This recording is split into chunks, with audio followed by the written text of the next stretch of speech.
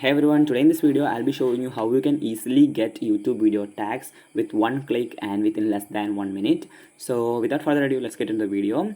First I will open up my browser and show you the website which I'm going to use for this purpose. So the website I'm going to use is called rapidtags.io,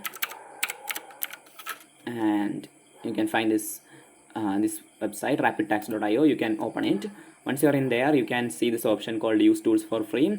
So this tool is free and it doesn't require any login or any of these things like that. So I will type some YouTube video name right here. So I'll maybe just type in how to find YouTube tags and click on enter, and you can see we have this keywords appearing right here. We have short-term keywords and long-term keywords as well, so you can copy it directly from there and paste it on your video. So that's how we can easily find YouTube tags for your videos within less than a minute.